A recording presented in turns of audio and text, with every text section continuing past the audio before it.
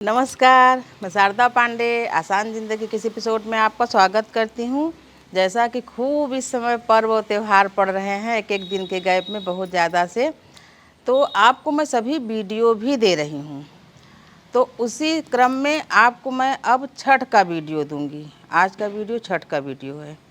छठ पर्व, छठ डाला छठ होता है, उसमें जो पूजा होती है वो माता पिता दोनों मिलके संतानों के लिए करते हैं। जिनको संतानवती जो माता पिता हैं, पुत्रवान जो माता पिता हैं, वो अपने पुत्र संतान की आयु लंबी करने के लिए, उनके सुख शांति के लिए, उनके जीवन में सफलता के लिए ये पूजा व्रत, ये कठिन पूजा व्रत करते हैं। ये पूजा व्रत अपने उत्तर भारत में, बिहार में और प्रदेशों में, जैसे कि अभी संचार सेवा बहुत अच्छा हो गया है, तो बाकी लोग भी इस छठ पूजा को करने लगे हैं। कार्तिक महीने की शुक्ल पक्ष की षष्ठी को माता षष्ठी का पूजा और देव सूर्य का पूजा किया जाता है।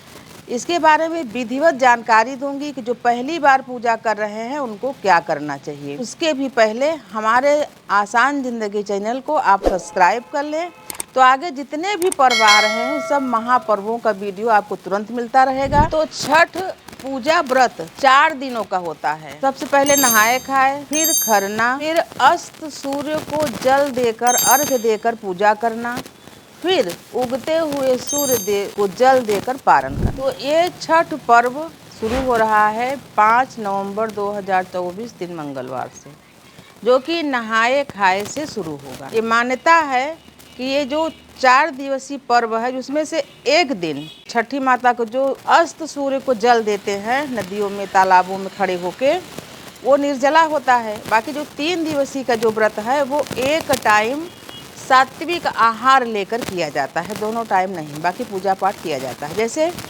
नहाए खाए भी एक टाइम करेंगे, फिर खरना जो रोटी और खीर वगैरह गुड़ का बनाता है वो एक टाइम करेंगे, फिर छठ के दिन निर्जला व्रत करेंगे, फिर उसके बाद उगते हुए सूर्य को जल देकर अष्टमी के दिन पारण करेंगे। तो ये कब है? शुरू होगा नहाए खाए 5 नवंबर 2024 से, फिर 6 नवंबर को खरना होगा, खरना व्रत पूजा, फिर 7 नवंबर को पति पत्नी दोनों अगर इस व्रत को निर्जला करते हैं तो माता फलषष्ठी मैया अति प्रसन्न होती हैं। जो संतान की कामना से भी ये व्रत को करता है उनको साल के भीतर ऐसी मान्यता है कि संतान की प्राप्ति हो जाती है। अगर संतान की प्राप्ति के लिए पति पत्नी दोनों व्रत करें तो देवी देवता अति प्रसन्न होते हैं, उनकी कामना पूरी करते हैं। तो 7 नवंबर को छठ पर्व है, जो अस्त सूर्य को अर्घ देकर पूर्ण किया जाता है, निर्जला व्रत रखा जाता है। फिर 8 नवंबर को इस व्रत का उगते हुए सूर्य को जल देकर पारण किया जाता है, और 8 नवंबर को भी सात्विक आहार एक टाइम लिया जाता है। ऐसा नहीं कि पारण हो गया तो लहसुन प्याज ये वो सब चीज़ें खाना, दिन भर बकरी की तरह मुंह चलाते रहना, ऐसा नहीं। ये पर्व का जो महत्व है वो चीज़ों को करना चाहिए। जो इस व्रत को, इस पूजा को पहली बार शुरू करेंगे, मैं सभी व्रत पूजा में बोलती हूँ, जो पहली बार शुरू करेंगे वो पूजा में लगने वाली सभी चीज़ें नई रखेंगे। जैसे करवा चौथ में बोलते हैं कि हमको हर साल चलनी नया लेना चाहिए, या थाली नया लेना चाहिए, या जो भी चीज़ें हैं नया लेना चाहिए। तो मैं बोलती हूँ अगर आप पहले से व्रत कर रहे हो, पहली बार सभी चीज़ नया लिए थे, तो पुराना चीज़ भी यूज कर सकते हो, पर टूटा फूटा नहीं होना चाहिए। जैसे कि चलनी कटी फटी नहीं होनी चाहिए, और चीज़ें बाकी जो मिट्टी का करवा वगैरह होता है उसको बताती हूँ हर साल नया होना चाहिए। इसी में छठ का बता रही हूँ कि जो पहले से व्रत कर रहे हैं वो तो कर रहे हैं, जो नया व्रत धारण करेंगे उनके लिए नया बांस की डलिया, यानी यूज की हुई नहीं रहेगी, उसको अच्छी तरीके से हल्दी वगैरह से रंग लेंगे। नया सूपा, वैसे तो मार्केट में रंगा रंगाया आता भी है, रंगा रंगाया रहे, फिर भी उसको 7 बार हल्दी टीक के ही उसमें सामान रखेंगे। नया सूपा, डलिया को ढकने के लिए नया बलकल कपड़ा, यानी पतला कपड़ा आता है सूती बलकल, उसको 1.25 मीटर खरीद लें, उससे सभी पकवानों को डलिया में रख के ढका जाता है। नया बांस की डलिया, नया बांस का सूपा, नया कपड़ा, सूर्य को जल देने के लिए विशेष बता रही हूँ कि सूर्य को जल देना अति महत्व है। छठ के दिन डूबते सूर्य को, सप्तमी के दिन उगते सूर्य को जल देने का बहुत महत्व है। तो लोटा, जिस लोटा में अर्घ देंगे वो लोटा भी नया होना चाहिए। फिर उस लोटों के, जैसे कि नहीं कि पहले का पानी पिया हुआ उसमें यूज किया हुआ लोटा नहीं, नया लोटा होना चाहिए। फिर उसको हर साल छठ पूजा में यूज कर सकते हैं या घर की पूजा में यूज कर सकते हैं, नया लोटा भी। नया वस्त्र, जो पति पत्नी इस व्रत को धारण करेंगे या सिर्फ पत्नी ही कर रही है तो वो भी नया कपड़ा, पूरा वस्त्र नया होना चाहिए। माता छठी मैया के लिए साड़ी चढ़ाएं और श्रृंगार की सामग्री भी चढ़ाएं, क्योंकि माता जब जैसे छठ पूजा होती है हम लोग का हल षष्ठी ललही छठ, उसमें भी बताती हूँ कि माता को श्रृंगार और वस्त्र जरूर चढ़ाना चाहिए पहली बार। वैसे आपको श्रद्धा है तो हर बार चढ़ा सकते हैं।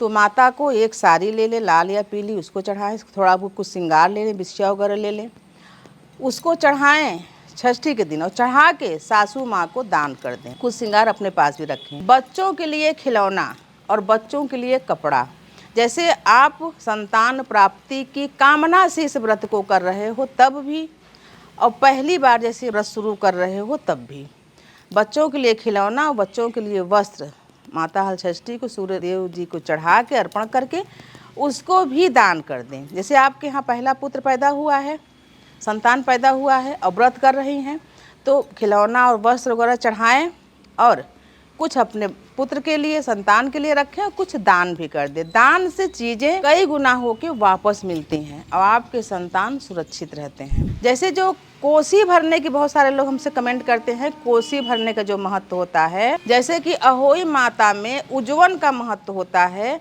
या हमारे उत्तर भारत में जैसे विवाह हुआ, बच्चा हुआ, कोई शुभ कार्य हुआ तो उसमें पक्का पूजा कुल देवी देवताओं का होता है। बहुत सारी जगह, जैसे मैं छत्तीसगढ़ में रह रही हूँ तो यहाँ जैसे विवाह हुआ, कोई शुभ कार्य हुआ, बच्चा हुआ, तो उसमें क्या करते हैं, सोहगिली खिलाते हैं, औरतों सुहागन को खिलाते हैं। तो अलग अलग महत्व है। तो जहाँ छठ पूजा होती है वहाँ कोसी भरने का भी महत्व होता है। कोसी भरने की कामना से लोग बोलते हैं हमारा ये कार्य हो जाएगा तो हम कोसी भरेंगे, या पुत्र का विवाह हुआ तो कोसी भरेंगे, या पुत्र हुआ तो कोसी भरेंगे। तो इसका भी महत्व होता है कोसी भी भरने का। इसमें कोई बड़ी बात नहीं होती है। कमेंट भी आया था कल कि बोले कि पुत्र के नाम से कोसी भरने के लिए हम माने थे, तो क्या पुत्र को भी वहाँ ले जाना चाहिए? हाँ जी हाँ, ले जाना चाहिए। जिसके लिए आप पूजा मानी हो, अगर उसी को नहीं ले गई तो फिर क्या मतलब है। जैसे कि किसी बच्चे का मुंडन माने हो तो मुंडन वो बच्चा जाएगा तभी तो होगा।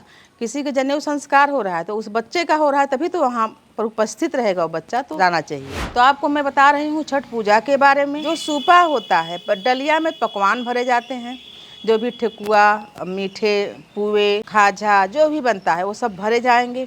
पहले एक कपड़ा सफ़ेद नीचे बिछा लें, सीधे डलिया में न रखें पकवान को।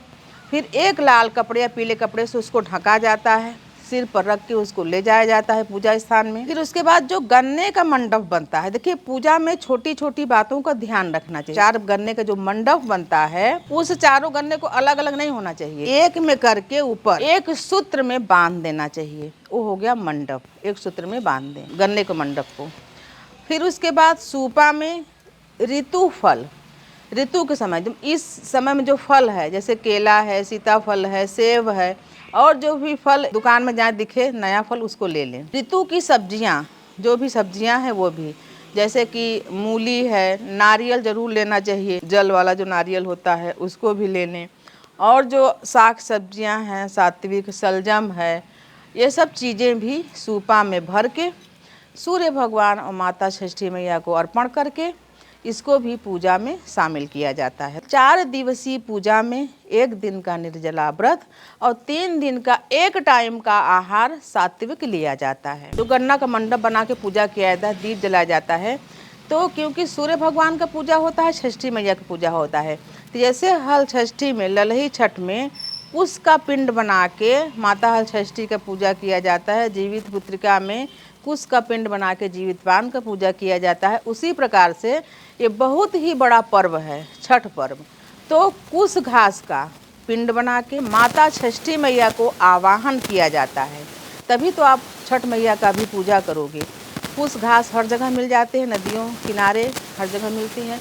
कुश घास ले आएँ, उसको एक सूत्र में बांध के, और अगर नदी तालाब किनारे कहीं भी आप पूजा करें वहाँ स्थापित कर दें, उसके सामने दिया जलाएं, कलश रखें और माता छठ मैया को आवाहन करें, हे छठ मैया, आपका ये पुतला है यानी कुछ घास जो है पूरा उसको पिंड मानते हैं, आप इस पिंड में आके विराजमान हो जाइए और हमारी पूजा को स्वीकार करिए और हमारी कामना को पूर्ण करिए। सूर्य भगवान तो साक्षात दिखते हैं, उन्हीं के साथ माँ छठ मैया भी रहती हैं, पर आवाहन करने के लिए कुछ घास का पिंड बना के छठ मैया को आवाहन करें, पूजन करें और उन्हीं छठ मैया को लाल साड़ी, श्रृंगार का सामान के साथ साथ पान, सुपारी, लौंग, इलायची मुख शुद्धि के लिए पूजन के बाद सभी देवी देवताओं को जरूर चढ़ाना चाहिए। ये चीज़ें जैसे कि पकवान डलिया में लिए रहेंगे, सूपा में सब चीज़ें, तो सूपा में ये सब चीज़ें भी लिए, पान, सुपारी, फूल वाली लौंग और इलायची। छठ मैया को, सूर्य भगवान को, गंगा मैया को, जिस नदी किनारे हैं वहाँ